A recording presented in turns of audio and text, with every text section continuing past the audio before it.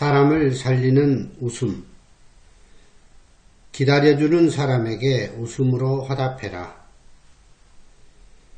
영화 약장수가 있습니다. 이 주인공 일범은 아픈 딸과 아내를 책임져야 하는 가장입니다. 친구의 소개로 노인들에게 건강식품과 생활용품을 파는 홍보관인 떴다방에 발을 들여놓습니다. 일이 마음에 내키지 않고 마음이 불편했지만 반년이나 밀린 집세로 방을 빼달라는 주인의 독촉과 근심 걱정에 한숨 쉬는 아내, 병 때문에 늘 코피 흘리는 어린 딸이 있기 때문에 찬밥 더운 밥 가릴 때가 아니었습니다. 홍보관 점장은 우리가 자식보다 낫지. 세상에 어떤 자식이 매일 엄마한테 노래 부르고 재롱 떨어져? 라며 합리화를 시킵니다. 자식들은 바빠 연락 한 통 없고 외로운 부모는 갈 곳이 없습니다. 점장은 하루 평균 5명의 노인들이 고독사를 하는 한국 사회에서 우리가 자식 대신 기분 좋게 해드리니 처자식을 생각해서라도 열심히 일하라며 격려를 합니다. 홍보관 손님 중에 검사 아들을 둔 옥님이라는 엄마가 있었습니다. 그녀는 홀로 외로이 이웃집 손녀를 봐주며 소일을 하다가 친구의 소개로 홍보관에 발을 들여놓게 됩니다. 그리고 엄마 하며 재롱 부리는 그들 덕분에 웃음을 찾고 선물도 받아가는 재미에 빠집니다. 그들이 약장수들이란 걸 노인들도 잘 압니다. 하지만 갈 곳 없고 말할 곳 없는 노인들의 가슴을 녹여준 약장수들이 고마운 존재로만 보입니다. 그래서 즐겁게 놀아준 그들이 엄마 나 좀 도와줘 라며 손에 물건을 쥐어주면 냉정하게 내칠 수가 없습니다. 그렇게 물건을 사서 장롱 속에 쌓아두게 됩니다. 그러면서 어머니들 지갑은 더 얄팍해지며 빚도 늘어갑니다. 재미나게 놀던 곳에서 눈 깜짝할 사이에 빚더미에 앉게 된 할머니들이 발길을 끊으면 점장은 집까지 찾아가고 돈이 없다는 노인에게 욕하거나 손가락에 반지마저 빼앗습니다. 그런 점장의 비인간적인 모습을 보며 주인공 일범은 갈등을 느낍니다. 결국 노인들은 친자식들에게 윽박당하고 자식들 같은 그들에게도 협박을 당하게 됩니다. 한 집안의 가장이었던 일범은 자신의 생계도 막막합니다. 가정을 지키기 위해 어머니 같은 옥님에게 협박을 해서라도 수금을 해야 하는 현실이 너무 괴로워 눈물을 흘립니다. 솔직히 그때는 몰랐습니다. 예전에 본 약장수라는 영화를 보면서 내 자신이 웃고 있어도 눈물이 흘러내렸음을 우리 부모님들이 저런 마음이셨구나.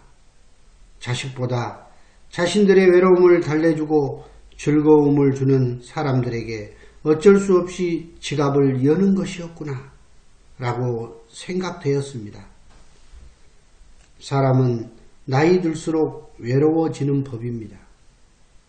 저희 어머니께서도 항상 하시는 말씀이 젊어서는 모른다. 나이 들면 얼마나 외로워지는지. 자식한테 전화 한 통만 와도 얼마나 반갑고 고마운지 라고 하십니다. 나이 들면 우리도 똑같이 느껴질 것이고 외로운 눈물도 흘려야 합니다. 점점 노인 인구는 늘어나고 웃음을 파는 약장수도 더 기승을 부릴 것입니다. 부모님들의 외로운 가슴을 자식들은 알려고 하지도 않습니다. 오로지 부모님과 함께하는 시간을 바쁘다는 핑계로 회피합니다. 그러니 어르신들은 웃음을 찾아 외로운 방황을 하는 것입니다. 노인이 되면 일손이 줄고 시간적으로 여유가 많습니다. 평소 직장에만 충실하다가 친구를 사귈 겨를도 없던 노인들은 더 외로움이 깊어갑니다. 연령이 높아질수록 또 소득이 낮거나 여성 노인일수록 우울증에 대한 비율이 높습니다. 노인이 되면 몸은 마르고 비틀어진 고목처럼 앙상해집니다. 마음도 여려져 자식들에게조차 외면을 받지요. 자녀들도 경제적인 시름으로 노부모를 미처 돌봐드릴 겨를이 없습니다. 하지만 여기에 누군가는 자신의 자녀를 먹여 살리기 위해 웃음을 팝니다. 그리고 누군가는 외로움을 달래기 위해 그 웃음을 찾아 지갑을 엽니다. 저는 묻고 싶습니다.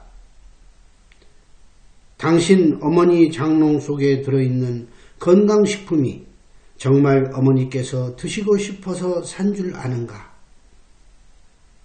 어머니한테 그런 곳에 가지 말라고 하기 전에 정말 당신은 그 사람들처럼 어머니를 기쁘고 즐겁게 해드려 봤는가?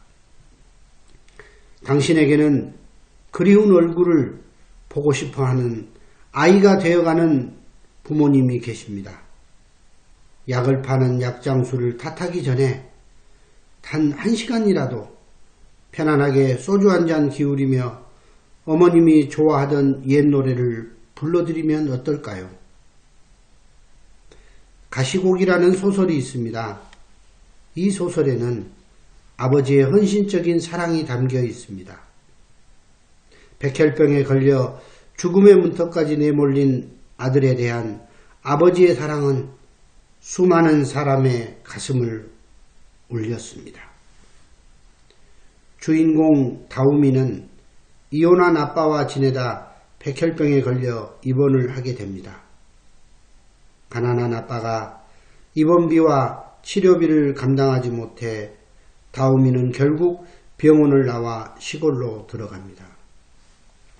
다우미는 어떤 노인과 함께 요양을 하게 되는데 상태가 많이 호전이 됩니다. 그렇게 한 달가량 잘 지내던 중에 백혈병이 다시 재발되어 입원을 하게 됩니다. 다우미에게 맞는 골수를 찾아낼 즈음 아빠는 다우미를 위해 눈을 팝니다. 가난 말기였던 아빠는 다우미를 위해 눈을 판 뒤에 엄마에게 다우미를 맡기고 자신은 결국 간암으로 죽음을 맞이합니다. 어느 일간지에 어느 부부가 추석에 자식을 애타게 기다린다는 기사가 실렸습니다. 그 부부는 몇 년째 소식이 없는 아들이 너무 보고 싶다는 것입니다. 아들은 부모가 애써 모아놓은 모든 집과 재산을 사업한다고 은행에 저당 잡혔지요. 그런데 경기가 좋지 않아 사업이 부도났고 집까지 날아가고 말았습니다. 그러자 아들은 아예 부모와도 연락을 끊었습니다. 마음 아프게도 그 부모는 재산은 상관없으니 아들의 얼굴이라도 한번 봤으면 소원이 없겠노라고 기자에게 하소연하는 장면이었습니다. 늙을수록 추억을 먹고 살아갑니다. 추억을 곱씹는 부모는 이제 자식을 기다리는 사람이 되었습니다. 자식에게 외면받기도 하지만 그들을 기다리는 것이 부모의 마음입니다. 요즘 어버이날을 보면 과거와 달리 휴대폰 문화의 대중화와 현대인의 바쁜 생활 풍속도로 인해 변해가고 있습니다.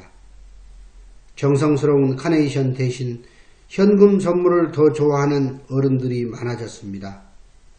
반면 독거노인이 늘어나고 어버이날이 되면 오히려 마음이 더 외로워지는 어르신들이 많습니다. 이런 어르신들이 쉽게 가는 곳이 건강식품이나 냄비를 파는 홍보관입니다. 필자도 십수년 전에 여러 곳에 강연을 하다 이와 비슷한 성격의 건강 관련 강의를 한 적이 있습니다. 그 당시 어르신들에게 노래를 불러드리고 즐겁게 해드리다 보면 강사료보다 검정 비닐봉지에 어르신들이 주는 1,000원짜리, 5,000원짜리, 만원짜리 지폐가 더 많을 때가 있습니다. 당신들에게 땀 흘리면서 노래 불러주고 웃음을 주니 고마워서 호주머니에서 1,000원, 5,000원을 꺼내 배고플 때 뭐라고 사 먹으라고 주는 것입니다. 부모님의 얼굴이 환하게 웃을 때 당신은 세상 최고의 효도를 하는 것입니다. 어린 시절 나이론 극장에 아버지 손잡고 갔던 어린 시절이 그리워집니다. 그 시절 나이론 극장은 날마다 찾아오는 극장이 아니었습니다. 5일 장날에 딱 한 번만 찾아오는 이동 극장이었지요. 흰 광목천으로 커다랗게 천막이 둘러쳐지고 그 안에는 장구나 북소리가 들렸습니다. 판소리 가락도 흘러나오곤 했죠. 바닥에는 가마니를 길게 펼쳐놓고 사람들은 옹기종기 앉아서 그 재주를 부리는 사람들을 보았지요.